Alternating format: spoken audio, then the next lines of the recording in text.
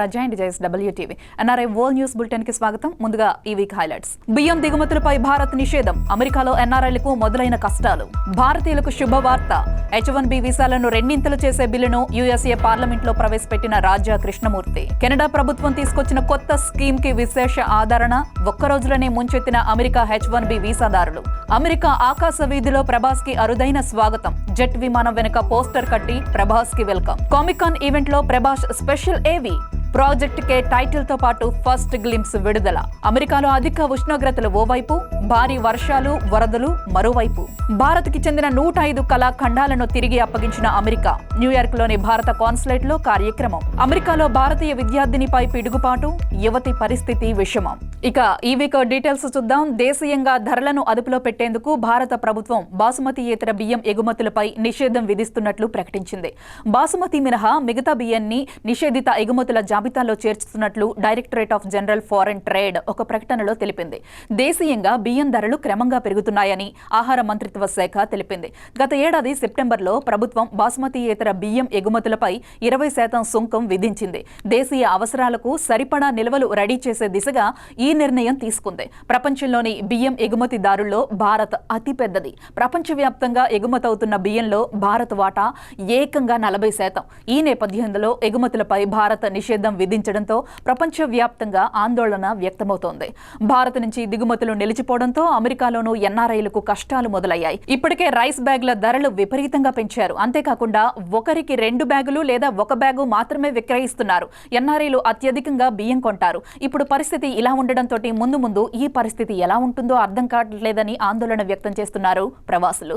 భారతీయులకు ఇది ఖచ్చితంగా శుభవార్తే. ప్రస్తుతం జారీ చేస్తున్న H1B వీసాలను రెండింతలు చేయాలని ప్రతిపాదిస్తూ అమెరికా చట్ట సభ్యులు బిల్లును ప్రవేశపెట్టారు. భారత సంతతికి చెందిన డెమోక్రటిక్ సభ్యుడు రాజా కృష్ణమూర్తి గత శుక్రవారం ఈ బిల్లును ప్రవేశపెట్టారు.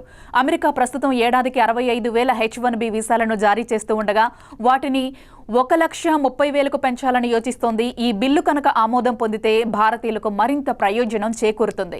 ఇక ఈ సందర్భంగా వీసాల పెంపు వల్ల అమెరికా కంపెనీలకు నేరుగా లబ్ధి చేకూరుతుందని కృష్ణమూర్తి పేర్కొన్నారు. ఈ బిల్లును ఆయన హైర్ యాక్ట్ గా అభివర్ణించారు. దీనివల్ల అమెరికా కంపెనీలు తమకు అవసరమైన కార్మికులను పొందడం మరింత సులభతరం అవుతుందని ఆశాభావం వ్యక్తం చేశారు.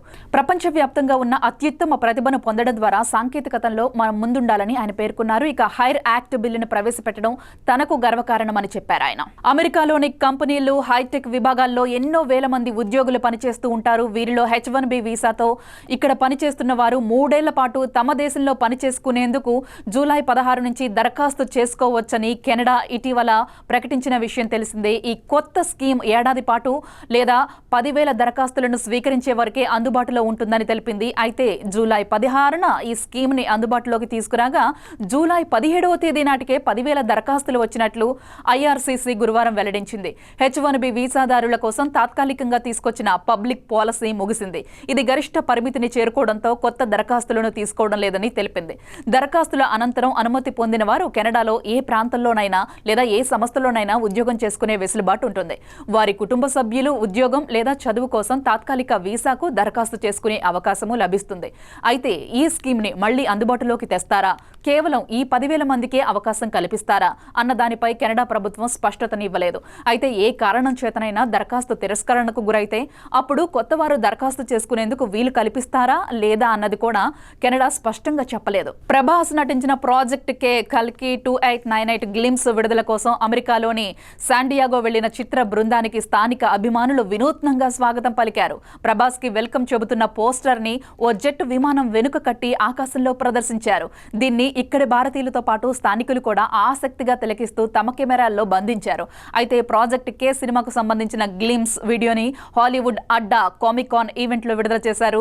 మేకర్స్ ఈ గ్లిమ్స్ ను చూసిన ప్రభాస్ అభిమానులు, సినిమా ప్రియులంతా ఇది గ్లిమ్స్ కాదు గూస్ బంప్స్ అనేస్తున్నారు. మరోవైపు కొందరు ట్రోలర్స్ మాత్రం ఈ గ్లిమ్స్ ని కొన్ని హాలీవుడ్ సినిమాలకు కాపీలా ఉందని వెల్లడిస్తున్నారు.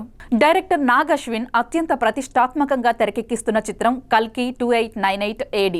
ఇన్నాళ్లు ప్రాజెక్ట్ కే వర్కింగ్ టైటిల్ పేరుతో చిత్రీకరణ జరుపుకున్న ఈ సినిమా పేరును ఆ గురువారం అర్ధరాత్రి రివీల్ చేసింది చిత్ర యూనిట్. అమెరికాలోని కాలిఫోర్నియాలోని శాండియాగోలో నిర్వహించిన ప్రతిష్టాత్మక కామిక్ కాన్ ఈవెంట్లో ప్రాజెక్ట్ కే టైటిల్తో పాటు ఫస్ట్ గ్లిమ్స్ ని విడుదల చేసిన సంగతి తెలిసిందే. ఇక ఈ వేడుకల్లో పాల్గొన్న మొట్టమొదటి సినిమాగా ఇప్పటికే ప్రాజెక్ట్ కే రికార్డును క్రియేట్ చేసింది. ఈ ఈవెంట్ కోసం young rebel star Prabhas, director Nag Ashwin, Rana, Kamal Haasan America రావడం జరిగింది. అయితే ఈ వేదికపై ప్రభాస్ ని రానా పరిచయం చేస్తూ గ్లిమ్స్ ని రిలీజ్ చేశారు. అయితే అంతకుముందు డార్లింగ్ ని ప్రేక్షకులకి పరిచయం చేస్తూ కామిక్ కాన్ నిర్వాహకులు ఒక స్పెషల్ ఏవీని విడుదల చేశారు. ఆ వీడియోని అక్కడున్న వారందరినీ చూడటం జరిగింది, ఆకట్టుకుంది. ఇక అగ్రరాజ్యం అమెరికాలో ఓ వైపు అధిక వేడిమి, మరోవైపు భారీ వర్షాలు, పిడుగులు అతలాకుతలం చేస్తున్నాయి. టోర్నడోలు అత్యధికంగా సంభవించే దేశమైన అమెరికాలో ఇప్పుడు పిడుగులు బీభత్సం సృష్టిస్తున్నాయి. పిడుగుల ధాటికి అమెరికాలో వేలాది విమానాలు నిలిపివేశారు. 2600 విమానాలు రద్దు కాగా మరో 8000 విమానాల సర్వీసులను రీషెడ్యూల్ చేశారు. అమెరికా ఈశాన్య రాష్ట్రాల్లో పిడుగుల ప్రభావం అధికంగా ఉంది. ఈశాన్య ప్రాంతంలోనే 1320 విమానాలను నిలిపివేశారు. దీంతో ప్రయాణికులు తీవ్ర ఇబ్బందులు ఎదుర్కొన్నారు. విమానాలు ఆలస్యంగా నడుస్తూ ఉండడంతో విమానాశ్రయాల్లోనే పడిగాపులు కాస్తున్నారు. ఈశాన్య అమెరికా రాష్ట్రాలకు జాతీయ వాతావరణ సంస్థ భారీ వర్ష సూచన చేసింది. భారీ వర్షాలతో ఆకస్మికంగా వరదలు వచ్చే అవకాశం ఉందని హెచ్చరించింది. అదే సమయంలో మారిన వాతావరణ పరిస్థితుల నేపథ్యంలో టోర్నడోల పట్ల కూడా అప్రమత్తంగా ఉండాలని చెప్పింది. మరికొన్ని రోజుల పాటు ఇదే పరిస్థితి ఉంటుందని కూడా తెలిపింది. భారత్ నుంచి వివిధ సందర్భాల్లో తరలించిన 105 కళాఖండాలను అమెరికా తిరిగి అప్పగించింది. న్యూయార్క్లోని భారత కాన్సులేట్ కార్యాలయంలో జరిగిన ఓ కార్యక్రమంలో భారత రాయబారి తరుణ్జిత్ సింగ్ సంధూకి వాటిని అమెరికా అధికారులు అందజేశారు. ఈ అపురూప వస్తువుల్లో తూర్పు భారతదేశానికి చెందినవి 47, మధ్య భారతదేశానికి చెందినవి 22, ఉత్తర భారతదేశానికి చెందినవి 6, దక్షిణ భారతదేశానికి చెందినవి 27, పశ్చిమ భారతదేశానికి చెందినవి 3 ఉన్నాయి. ఇటీవల ప్రధాని నరేంద్ర మోదీ అమెరికాలో పర్యటించడం తెలిసిందే. ఈ సందర్భంగా జరిగిన చర్చల్లో ఈ కళాఖండాలను తిరిగి భారత్కు ఇచ్చేస్తామని అమెరికా హామీ ఇచ్చింది.